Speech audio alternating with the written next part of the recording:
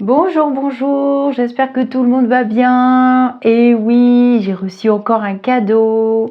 Pour ceux qui suivent, vous avez déjà vu le coffret qu'une petite étoile qui s'appelle Sandrine m'avait offert lors d'un salon, puisque Christian Bourri était présent et que j'ai eu la chance d'avoir un bisou claquant et trébuchant sur ma joue gauche. Enfin bref, du coup, le jeu est dédicacé, c'est un très beau jeu, je vous l'ai déjà présenté. Et la surprise d'hier, c'était de recevoir le livre, le dernier bouquin de Christian. D'ailleurs, je vais l'inviter sur la chaîne, il n'y a pas de raison qu'il n'y passe pas, lui aussi. S'autoriser au bonheur. Alors, qu'est-ce qu'on va découvrir dans ce livre? J'ai commencé à le lire hier. Mais j'avais hâte de vous partager un petit instant de lecture entre 10 milliards de choses à faire. Alors, comme vous le savez, j'aime bien fonctionner en synchronicité et donc, devant vous, installez-vous, prenez un thé, un café, mais surtout, prenez le temps de vivre et d'écouter cette petite lecture que je vais faire avec vous.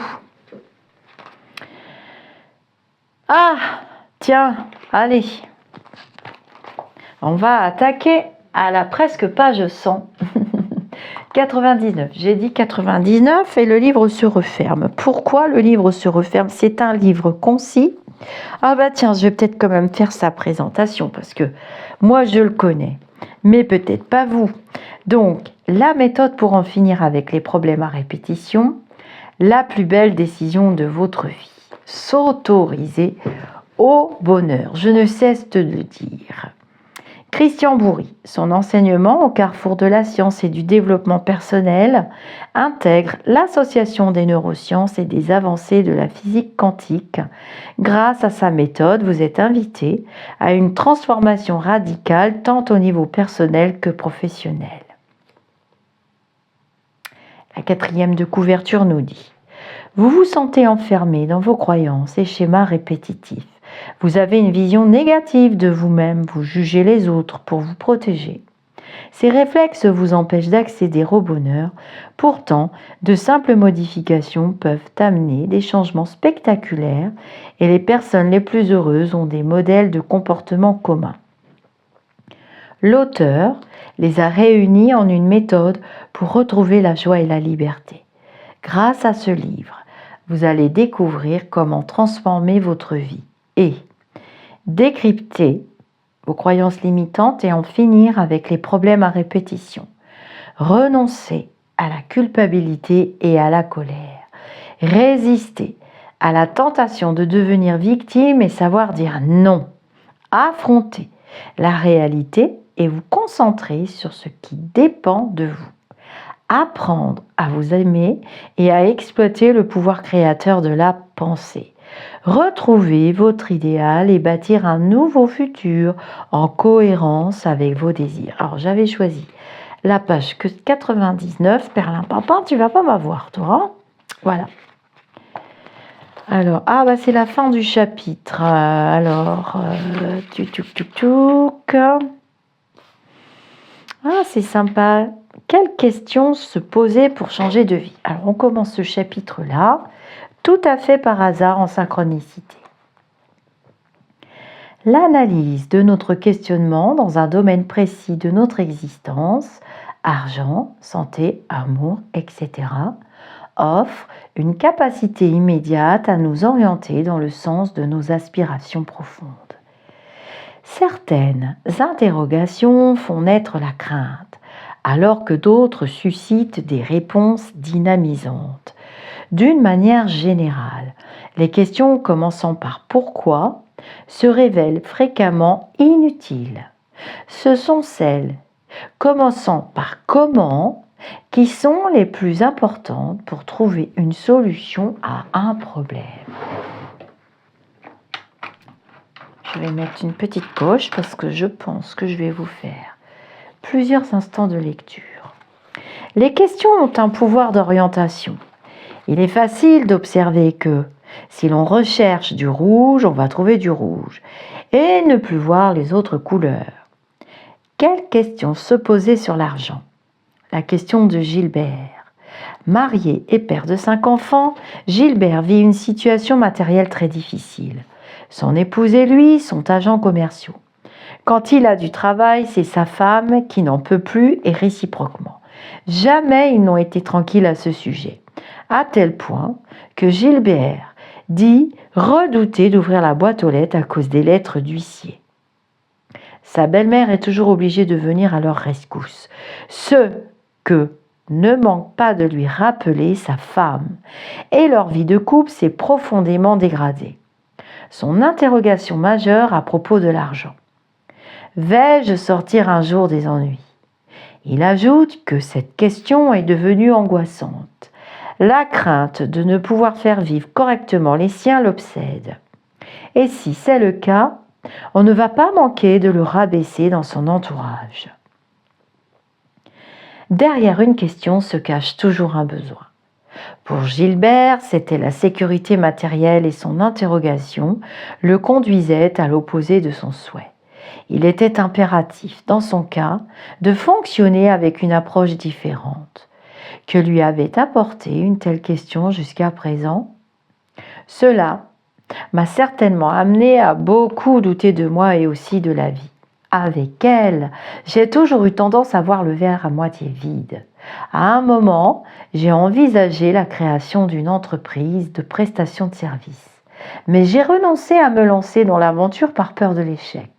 Mon projet demandait un faible investissement et cette idée a d'ailleurs été reprise avec succès depuis. J'ai invité Gilbert à découvrir quelles questions pourraient répondre à son besoin de sécurité et à son désir d'abondance, tout en le mettant dans une meilleure énergie. Il a alors suggéré: que faire pour sortir de cette situation?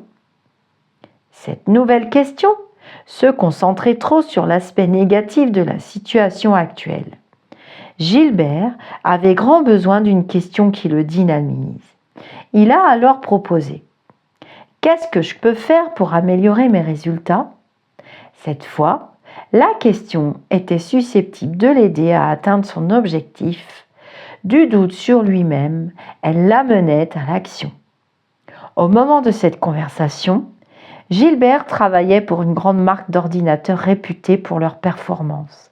Mais à chaque réunion hebdomadaire, ces chiffres le positionnaient régulièrement dans le bas du tableau des résultats. Gilbert se sentait mal à l'aise dans cette société et redoutait un licenciement. Une question comme « quoi faire pour progresser ?»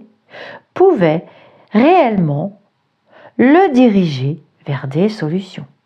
Il a d'abord décidé de cesser de blâmer les circonstances et de se remettre en cause en tant que vendeur. Il représentait un produit d'excellence, réputation et à la mode. Le problème venait donc de lui. Il a alors élaboré le programme suivant.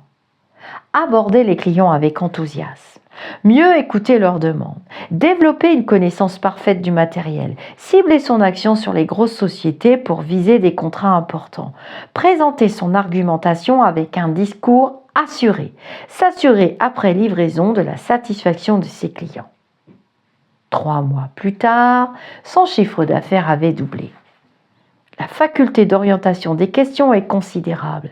C'est un véritable gouvernail qui nous dirige dans un sens ou dans l'autre. Jean-François savait d'instinct se poser les bonnes questions. Parti de rien, il a réussi à monter une société d'électronique au succès prodigieux, employant plusieurs centaines de personnes. Sa société, de renommée internationale, monte toujours en puissance, dégageant de grands bénéfices. Son histoire n'est pourtant pas banale.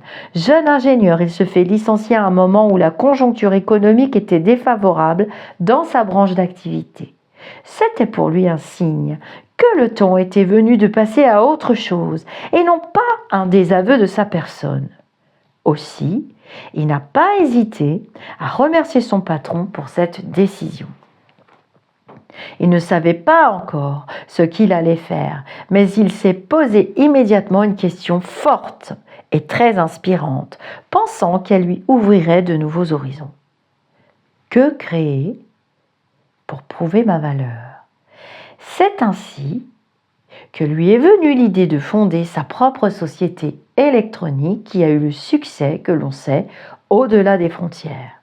Son parcours est révélateur de la faculté d'une question à orienter notre comportement. S'il s'était demandé « Que vais-je devenir si je ne retrouve pas un autre emploi ?», la suite des événements aurait sans doute pris une tournure très différente. À longueur de journée, Jean-François se pose maintenant la question suivante. Quel nouveau concept serait utile dans mon secteur ?